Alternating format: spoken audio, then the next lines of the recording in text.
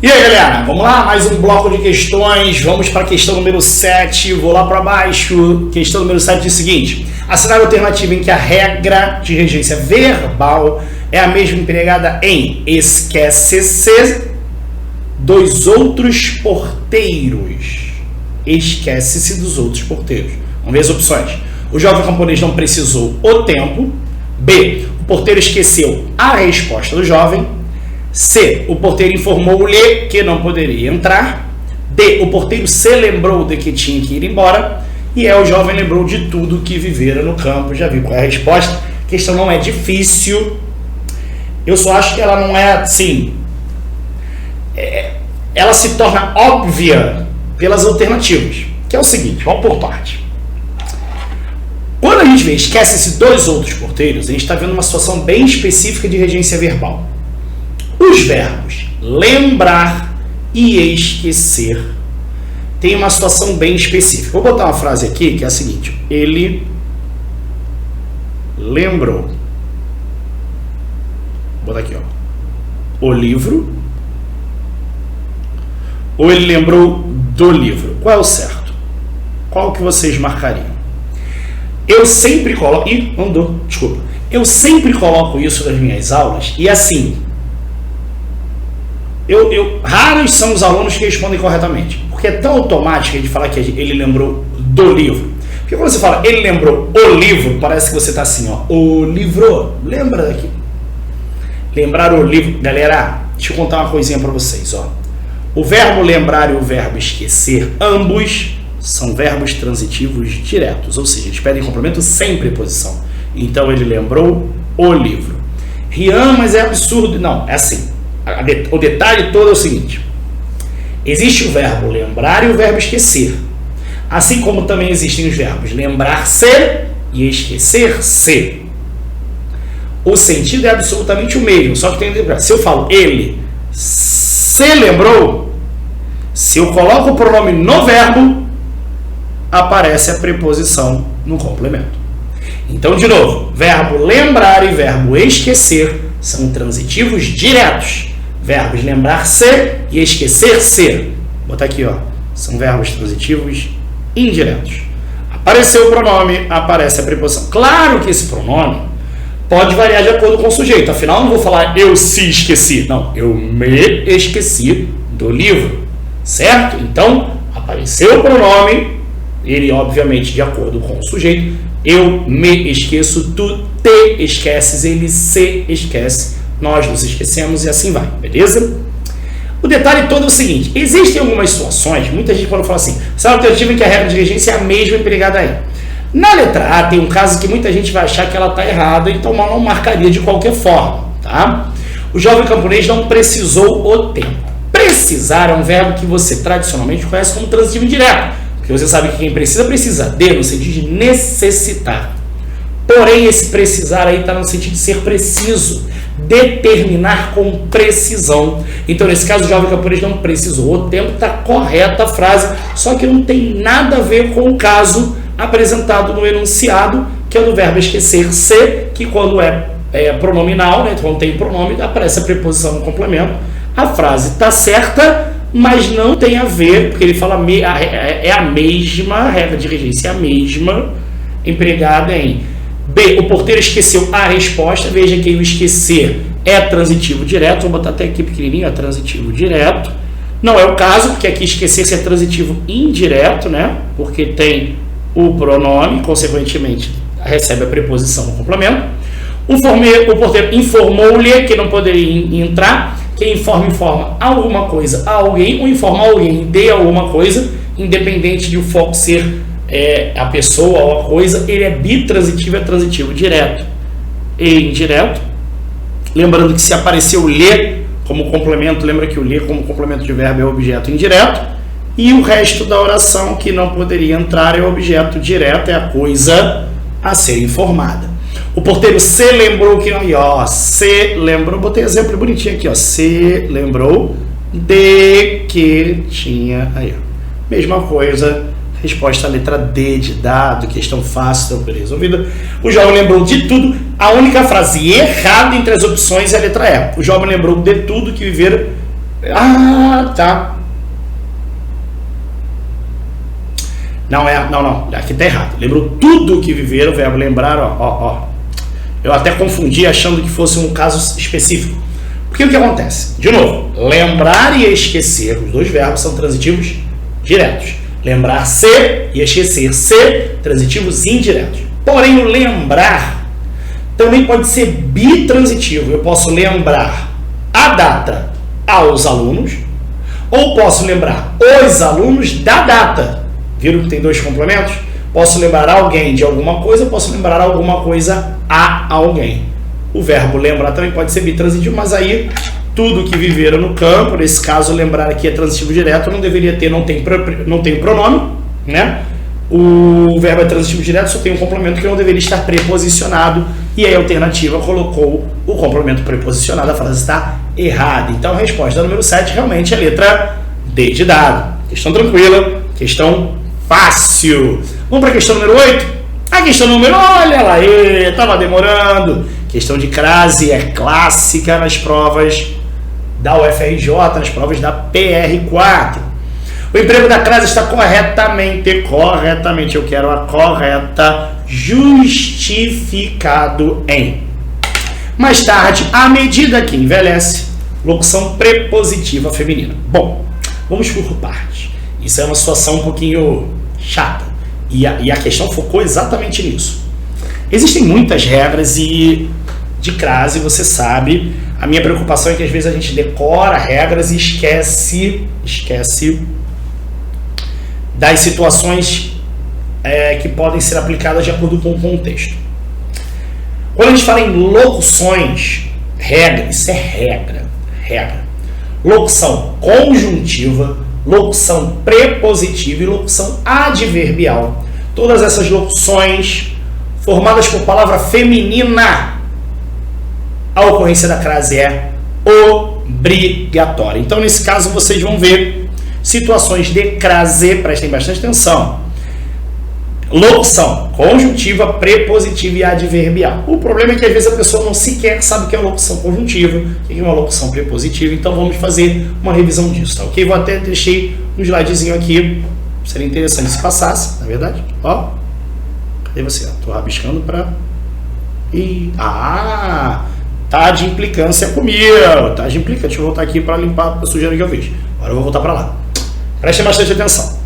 Quando a gente fala em locução prepositiva e locução conjuntiva, é importante você lembrar o seguinte, antes de mais nada, conjunção e preposição são duas classes gramaticais que têm o mesmo papel de conectar, são dois conectivos. Só que elas conectam tradicionalmente coisas diferentes. As preposições ligam palavras, termos, as conjunções ligam orações. Quando a gente fala em locução conjuntiva, formada por palavra feminina, existem casos bem específicos na língua portuguesa. Por exemplo, eles trabalhavam à medida que recebiam. Beleza? O que isso quer dizer? Vamos interpretar a frase. Quanto mais eles recebiam, mais eles trabalhavam na mesma proporção. Esse à medida que é o termo que está ligando essas duas orações. Ai, que feio isso. Deixa eu consertar isso aqui. Que feio. Eles trabalham, né? Eu botei trabalhava, né? Vou corrigir aqui. Fiz a relação verbal errada. Eles trabalham à medida que recebem, tá? Eu queria botar eles trabalhavam, botei trabalham. Eles trabalhavam à medida que recebiam, como eu botei eles trabalham à medida que recebem, né? Quanto mais eles recebem, mais eles trabalham. À medida que é o conectivo que liga as duas orações. Conectivo que liga a oração é conjunção. Então, esse à medida que é uma locução conjuntiva. São dois casos bem tradicionais. À medida que e à proporção que. Amores, medida e proporção são palavras femininas, então a ocorrência da crase aqui é obrigatória. Obrigatória. Locução conjuntiva. Da mesma forma que é assim, ó. Saímos. .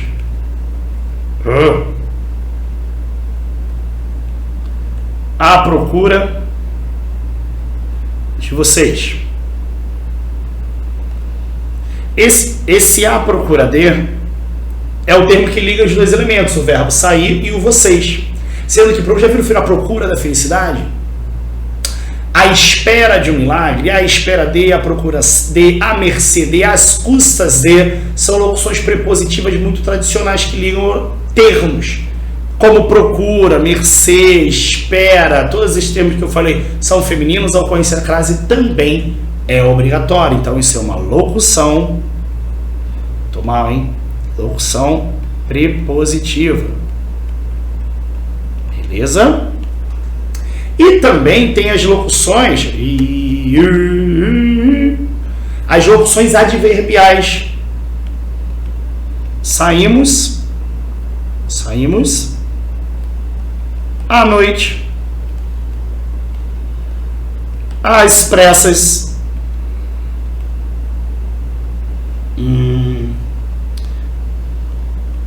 à tarde.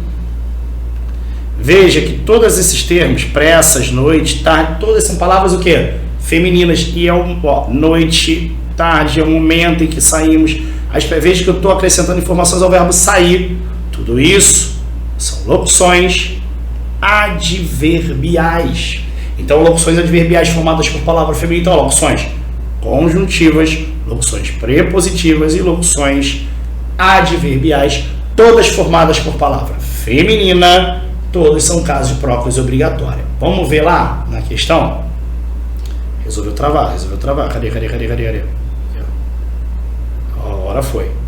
A questão é 8, né? Foi.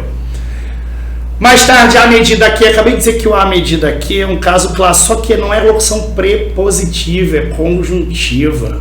Percebeu? É conjuntiva. B, que já nem sabe se escurece realmente à sua volta.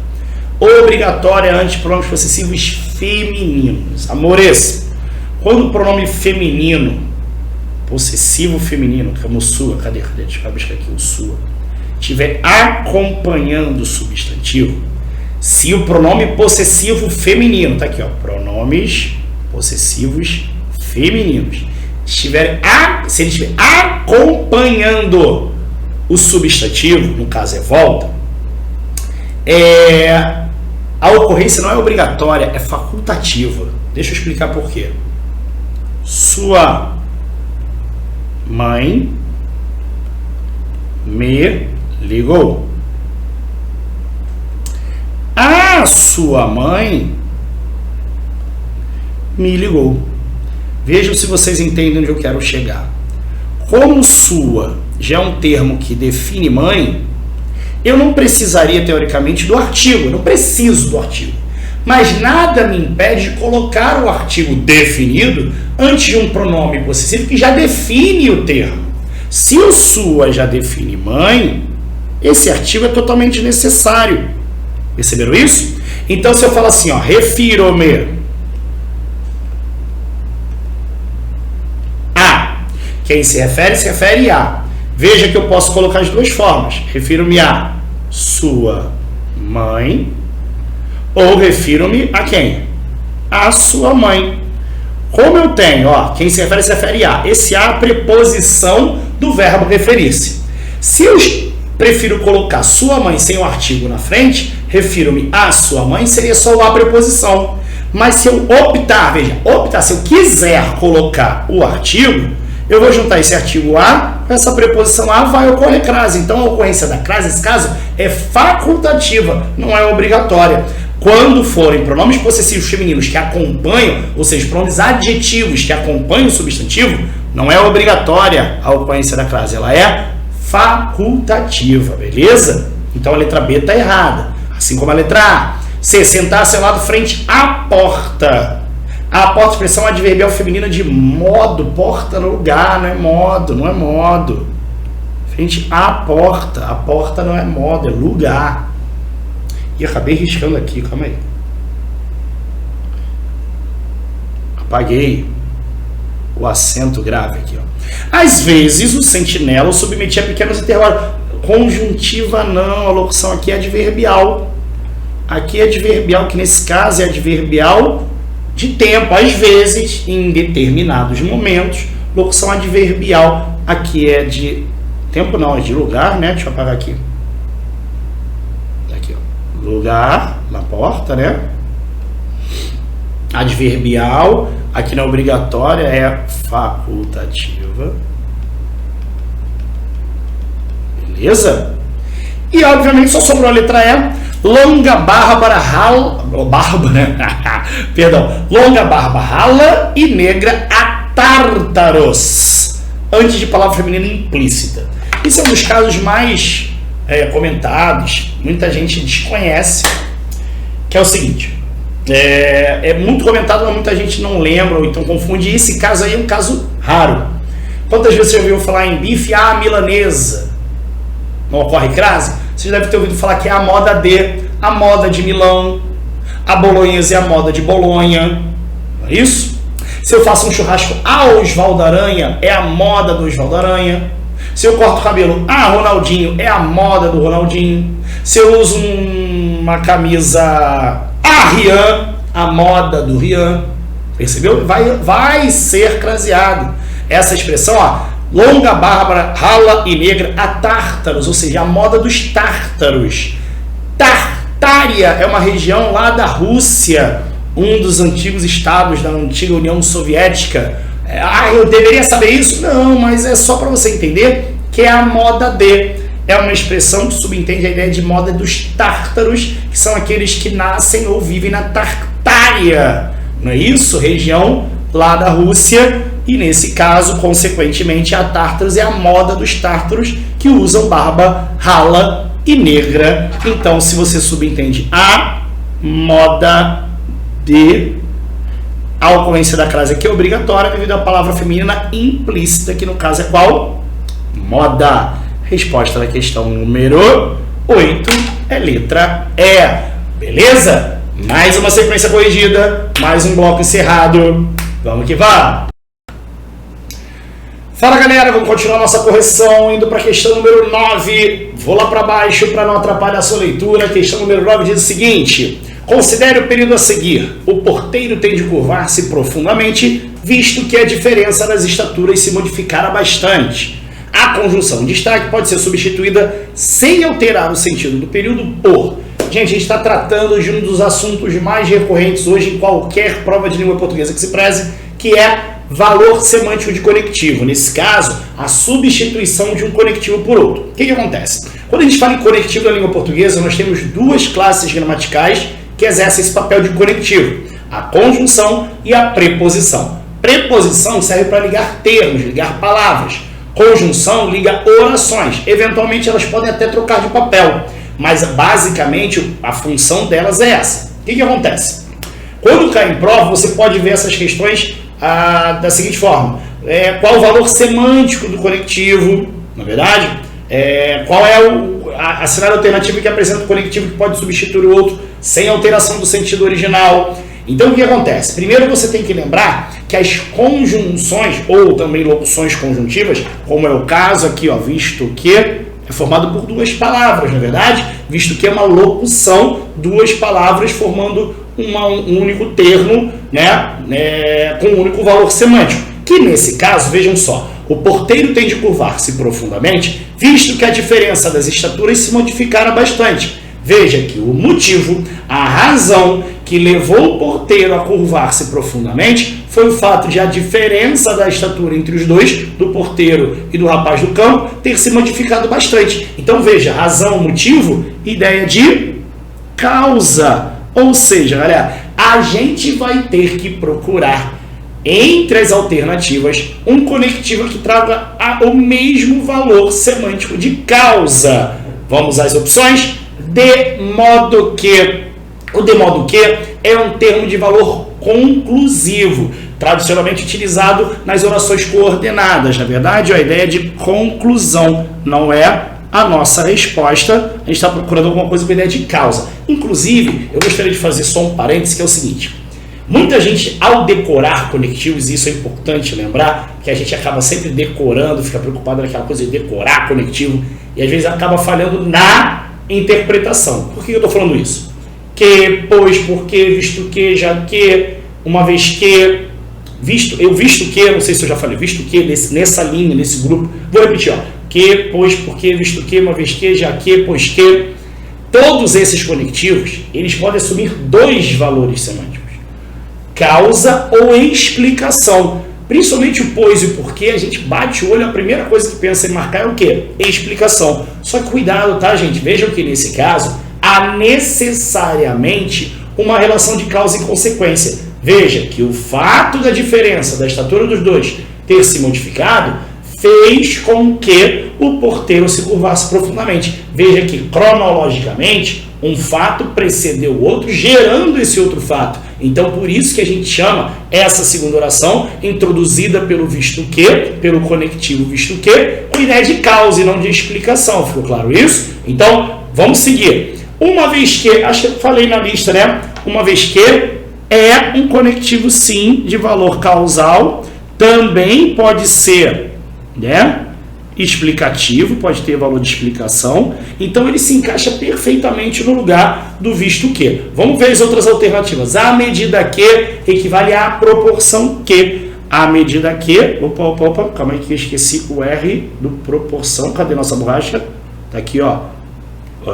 Começou aí, proporção, beleza? Ao passo que, prestei bastante tempo. O ao passo que tradicionalmente tem valor de enquanto.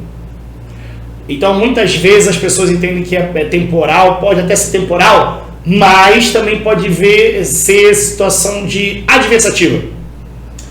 O João é muito rápido, ao passo que o José é muito lento. A gente pode falar, mas o José é muito lento.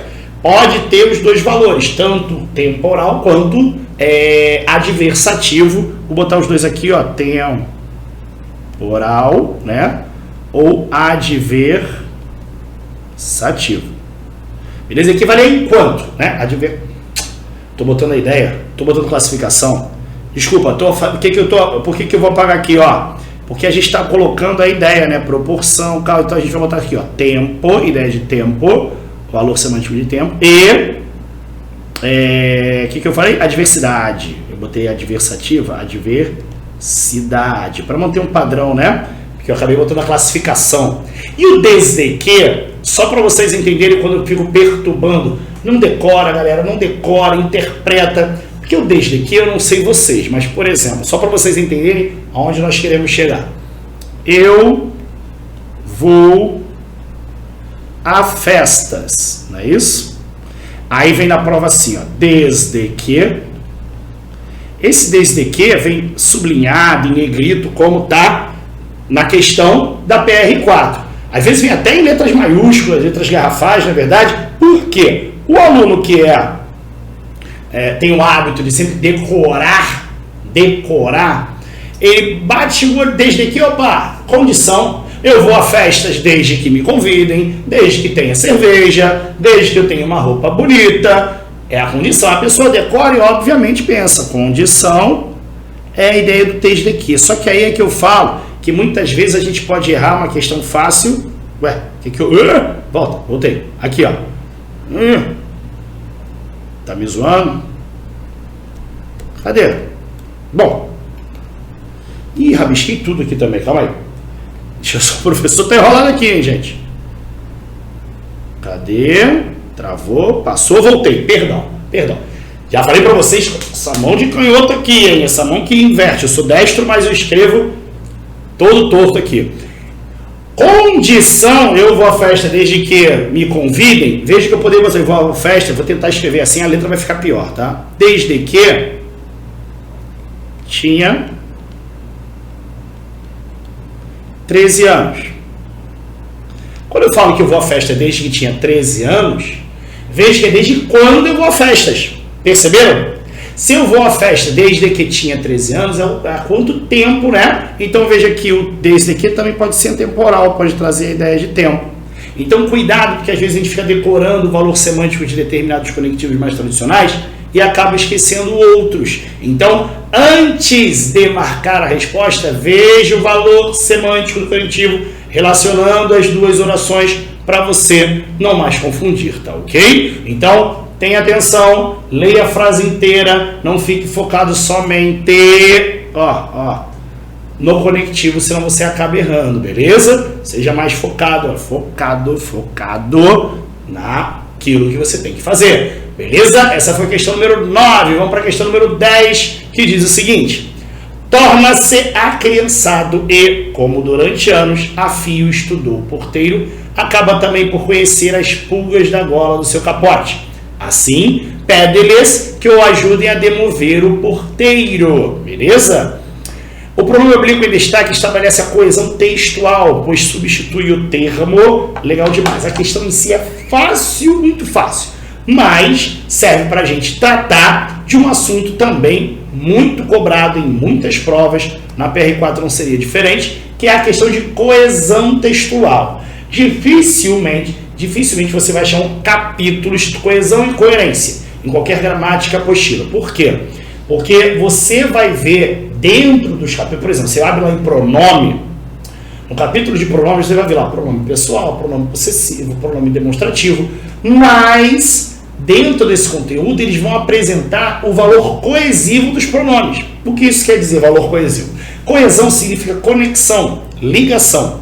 Quando você desenvolve um texto, vocês devem lembrar que uma das coisas que você mais ouvia dos professores de redação é: evita a repetição, ficar repetindo palavras não é bem visto, torna o texto cansativo. Então você, para evitar repetições, isso até mesmo no seu discurso do dia a dia, imagina só: minha mãe é uma ótima cozinheira, minha mãe faz pratos maravilhosos, minha mãe é especialista em comida. Porra, minha mãe, como é que você vai? Minha mãe é uma ótima cozinheira, ela faz pratos maravilhosos. Vejam que o ela, para evitar a repetição da minha mãe, é um elemento que mantém coesão, conexão. O ela, que é um pronome pessoal reto, evita a repetição da minha mãe para o texto não se tornar enfadonho e cansativo. Então, ele tem um papel de termo coesivo.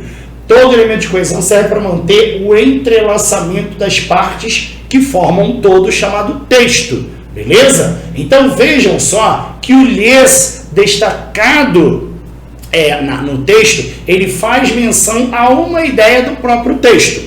Lembrando que o pronome lhes, vou até botar aqui, o pronome lhe e lhes, eles significam o que? Lhe, a ele, a ela, e o lhe se refere a eles e a elas, beleza?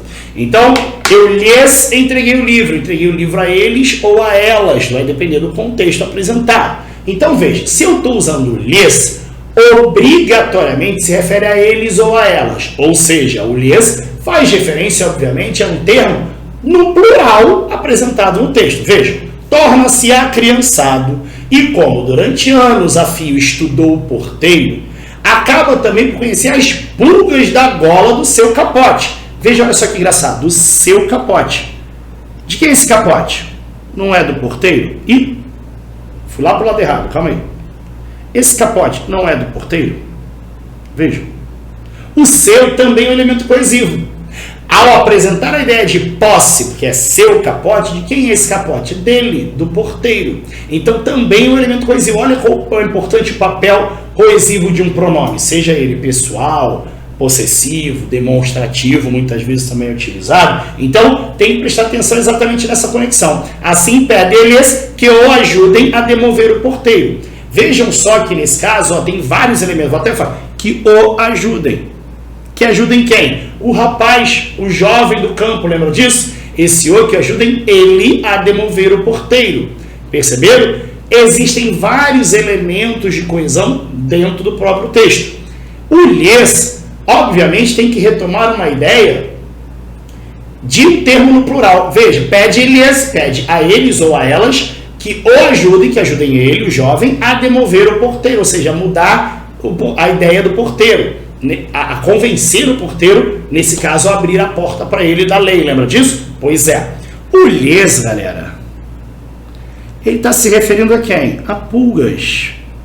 Primeiro, porque pulgas é o único termo no plural além de anos. E se ele está pedindo a eles, no caso a elas, as pulgas, né, que o ajudem a demover, ele está pedindo aos anos, né, que ele ficou estudando o porteiro. Pediu a elas as pulgas que ficam ali no capote da gola do capote do porteiro, pedindo a elas para que os ajudem a mudar a ideia do porteiro de que tá ali impedindo ele de entrar na lei, perfeito? Então, nesse caso, a resposta da questão é letra A. Eu marquei a resposta da 9? Não, né? Aqui, estou voltando na questão 9 porque a gente marcou a correta letra B, não é verdade?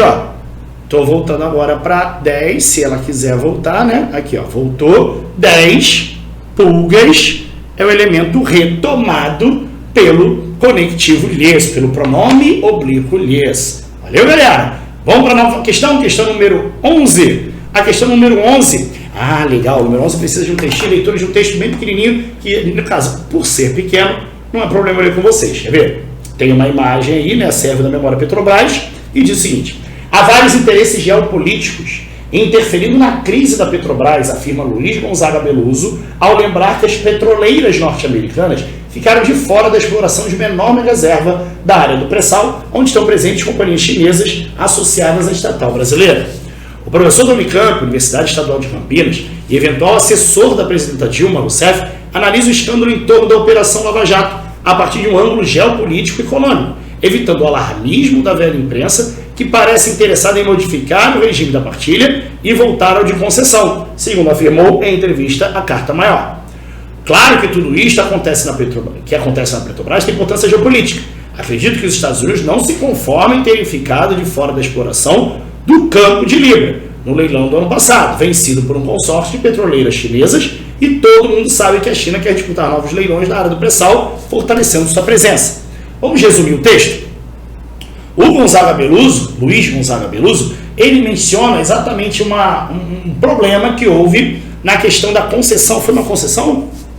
Um leilão, né? Um leilão feito de uma grande petroleira, né, da área do pré-sal, que quem ganhou foi uma concessionária de empresas chinesas. E ele deve ter falado que as empresas estadunidenses, no caso americanas, devem ter ficado como? Possuídas por não terem feito parte desse leilão, por não terem participado do leilão.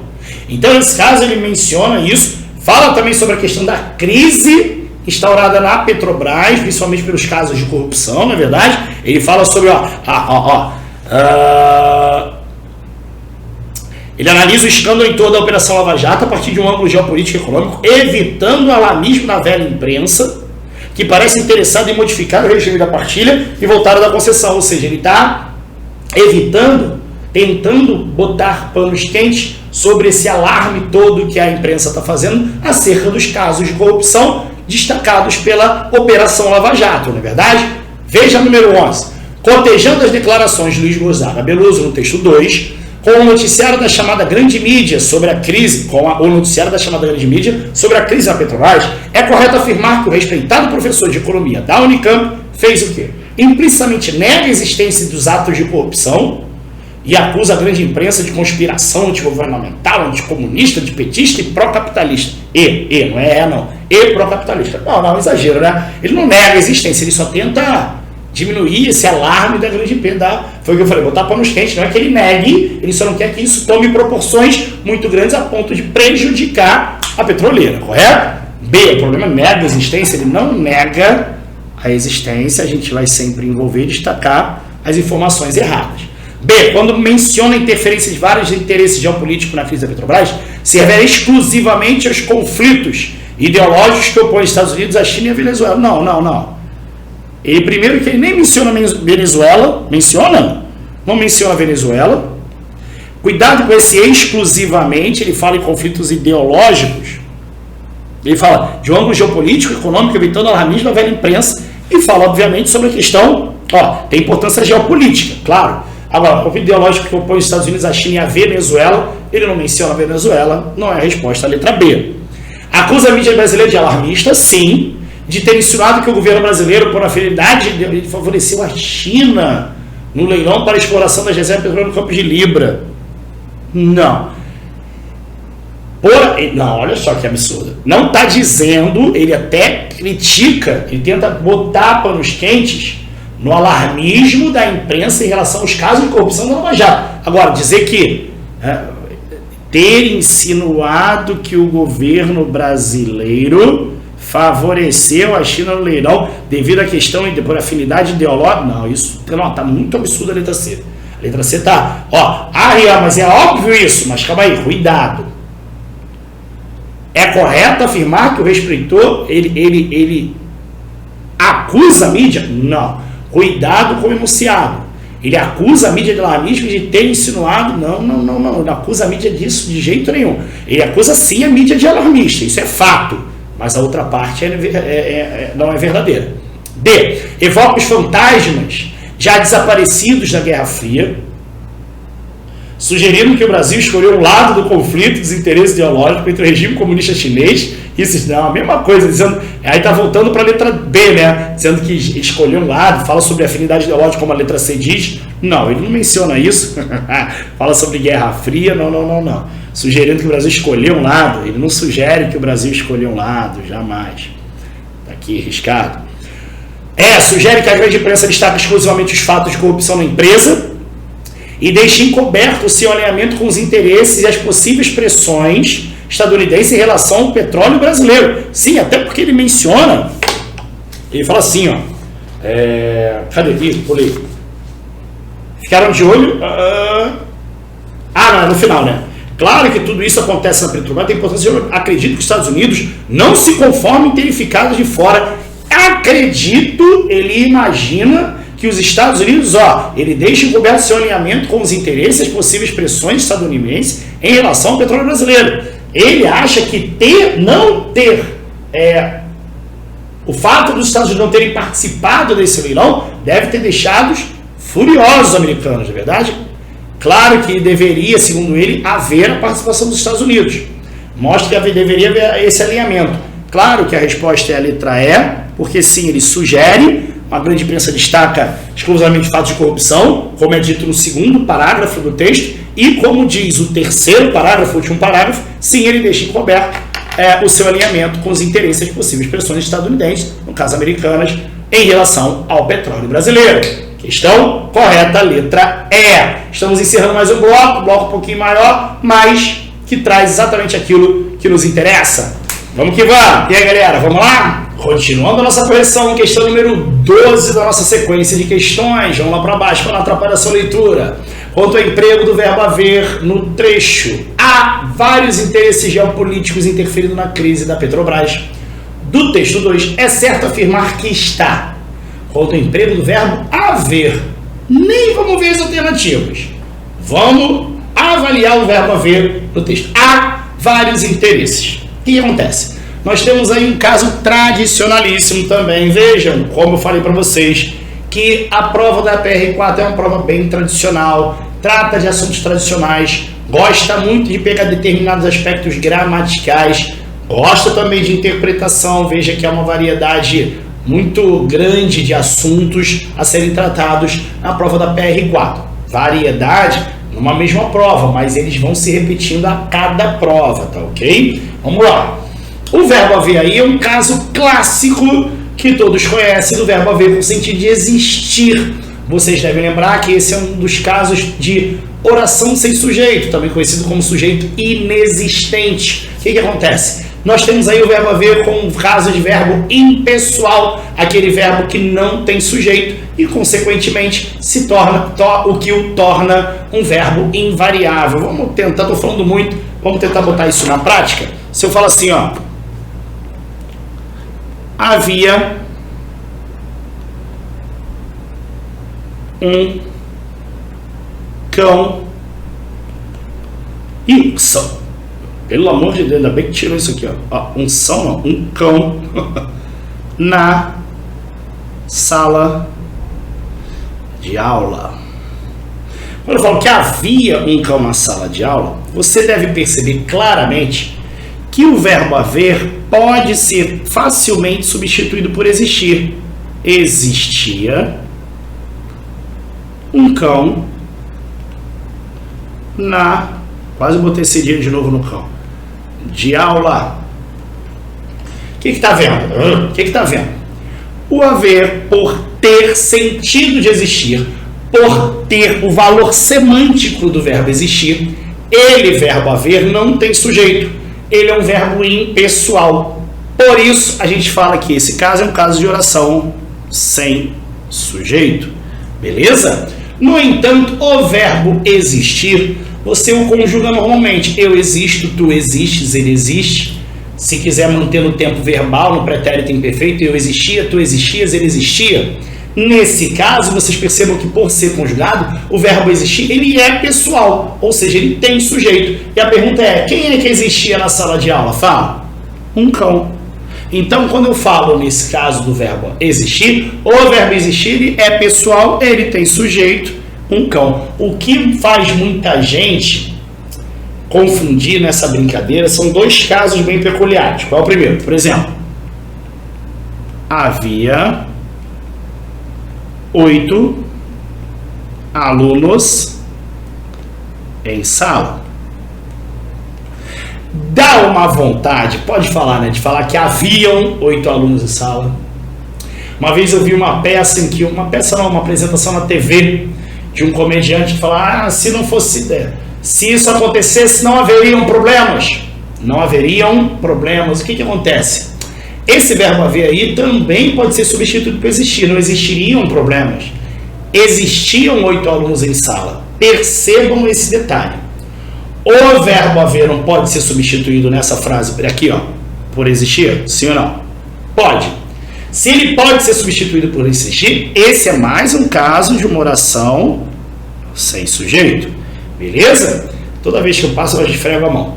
Se é um caso de oração sem sujeito, não tendo sujeito, o verbo não pode ser fraccionado, ele não pode variar. Por isso que eu não falo haviam 8 alunos, não, havia 8 alunos. Só que muita gente boa, na hora de substituir o haver por existir, por estar percebendo que o havia aí está no singular, vai lá e faz o quê? Vai. Existia 8 alunos em sala. Só que vocês devem lembrar que eu falei que se o verbo é o existir, o verbo existir ele tem sujeito. Não era para aparecer isso aqui não, hein? Tô tentando apagar e eu tô escrevendo mais. Aqui, ó, legal. Apaga, seu chato. Não quer sair. Que eu tenho toque, eu não consigo ficar vendo essas sujeirinhas aqui não. Vai ficar essa pontinha. Existia 8 alunos em sala. Galera, quem é que existia? Não são os 8 alunos? 8 alunos é o sujeito da oração. Ora, se 8 alunos é sujeito, o verbo existir tem que concordar com o sujeito. 8 alunos existiam. Aí, ó. Existiam em sala. Então, nesse caso, o verbo existir vai variar porque ele tem sujeito, que nesse caso é 8 alunos. A mesma coisa a gente vai acontecer com locuções verbais. Deve haver dúvidas. Se eu tiro haver, ó, devem existir dúvidas. Beleza? Dúvidas. Ó, porque dúvidas aqui vai ser o sujeito, já que o verbo existir é um verbo o quê? Pessoal. Então, nesse caso, devem, o verbo dever, que é o auxiliar do existir, vai para o plural. Como haver aqui não é impessoal, por ter sentido existir, ele não tem sujeito, então deve ficar no singular. Beleza? Isso é um caso clássico. Cai bastante em prova, questões objetivas pedem muito, como é a outra forma de se redigir o texto acima, assinar a alternativa em que a reescritura do trecho há erro gramatical, há erro de concordância, e eles colocam devem existir, deve haver, né? E aí mistura tudo na cabeça do candidato, né? Mas o fato é esse, o verbo haver, ele com sentido existir, ele é um verbo impessoal. Nesse caso aí do texto, há vários interesses. É uma frase correta, não posso botar isso, há vários interesses, não pode. O verbo haver é invariável justamente por ser impessoal, ou seja, ele não tem pessoa, ele não tem sujeito. Vamos avaliar as alternativas? Vamos ver primeiro o enunciado. Quanto ao emprego do verbo haver no trecho, há vários interesses geopolíticos interferindo na crise da Petrobras. Do texto 2, é certo afirmar que está incorreto, já morre aqui, a gente falou que está correto. Deixa eu ver. Já que, com sentido existir, este verbo deve reger preposição? Nada a ver. Não tem nada a ver. Correto, já que este verbo é impessoal, sim, quando tem o mesmo sentido de existir, não tem dúvida. Opa. B é a nossa resposta. C, correto, já que este verbo é pronominal, verbo pronominal. Verbo pronominal é suicidar-se, referir-se, queixar-se, quando tem o mesmo sentido de existir, não é? Correto, já que sua concordância é facultativa, quando ele tem o mesmo sentido de existir, não, facultativa não.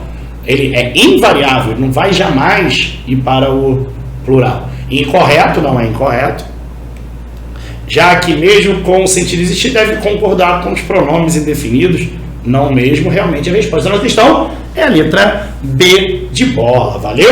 Vamos para a questão número 13? Questão 13 é a seguinte, vamos lá. Em relação ao trecho, alguns setores eram favoráveis à intervenção estatal, outros, aplicando os princípios liberais, eram contrários. Até a leitura já ficou meio ruim. Do texto 3 é correto afirmar que há apenas erro de pontuação, não há quaisquer tipos de erro. Bom, galera, o que acontece? Esse trecho aí destacado no texto 3, ele tem alguns detalhezinhos aí a serem destacados. Primeiro, alguns setores eram favoráveis. Se algo é favorável a. Se alguém é favorável a. O adjetivo favorável, ele pede complemento. Então, esse complemento tem que ser preposicionado. É uma questão de regência, né? Se é favorável a. Bom, se quem fala favoráveis a. A palavra que vem depois é intervenção. E a palavra intervenção é uma palavra feminina. Ainda tem detalhe, intervenção estatal, ou seja, não é qualquer intervenção. É uma intervenção específica, a intervenção estatal. E se a palavra já é definida, eu tenho que botar o artigo a intervenção. Queridos, volta para a questão. 13. Favoráveis à intervenção. O que acontece? A preposição mais o a artigo vai gerar o quê? Fala para mim. O a craseado. Faltou acento grave indicativo da K. Que porcaria é essa? É aquela coisa de escrever sem encostar. Ai, tô tentando. Consegui. Tá horrível, mas a intervenção estatal. Outros, aplicando os princípios liberais, eram contrários. Vamos por parte. Que bagunça! Alguns setores eram favoráveis à intervenção estatal. Outros, aplicando os princípios liberais, eram contrários. Se vocês perceberem, esse outros é o sujeito do eram. Eu tenho uma oração aqui, uma ideia principal que é: outros eram contrários, outros setores. Alguns setores eram favoráveis, outros eram contrários. Se você perceber, a informação... Deixa eu mudar de cor aqui para ajudar a vocês perceberem. Deixa eu botar um azulzinho aqui. Aqui esse trecho, aplicando os princípios liberais, isso é um trecho que quebra a sequência sujeito e verbo. Tudo que vier entre sujeito e verbo tem que estar isolado por vírgula. Aqui, ó, faltou uma vírgulazinha aqui. E eu ainda digo mais. Na minha concepção, são duas orações, aliás, duas sentenças, em que uma delas tem uma expressão intercalada, que é aplicando os princípios liberais, né? Que é uma oração intercalada que foi colocada em sujeito e verbo. Como ela está intercalada, aqui onde eu estou envolvendo, melhor do que vírgula seria ponto e vírgula, já que eu já vou ter vírgula devido ao deslocamento de uma oração. Há erro de pontuação. Na verdade, a pontuação aí é uma vírgula sendo mal empregada, que seria essa aqui, né? Que está sendo usada sozinha. Eu tenho que ter essa expressão entre vírgulas. Então, esse texto tem que estar entre vírgulas, beleza? Há erro, uso errado de pontuação, né? Da vírgula. E tem também a ausência do acento grave indicativo de crase ali depois do adjetivo favoráveis. Há apenas erro de pontuação? Apenas erro de pontuação não. Há erro de pontuação, mas não apenas. Não há quaisquer tipos de erro. Pô, não há erro? Não há. Há erro de acentuação, galera. Muita gente acha que o fato de não haver o acento grave indicativo da crase é erro de acentuação. Ali é da fusão dos dois elementos. E da concordância, nenhum dos dois. A omissão incorreta da crase? Sim, não deveria estar ausente o acento grave, né? E uso errado da vírgula também. A resposta da questão é a letra D de dado. Só para confirmar a letra E, os erros se referem à concordância, a regência não tem. Regência não está errado, porque ali tem a preposição, né? A gente pode dizer, a gente na verdade nem tem como afirmar se aquele A depois de favoráveis é preposição ou artigo, né? Pode ser qualquer um dos dois, é o mesmo elemento. Mas se A é favorável A, o problema é que não há qualquer tipo de erro de concordância. Por isso que a resposta da questão realmente é a letra D de dado, beleza? Queridos, encerramos mais um bloco. Vamos que vamos!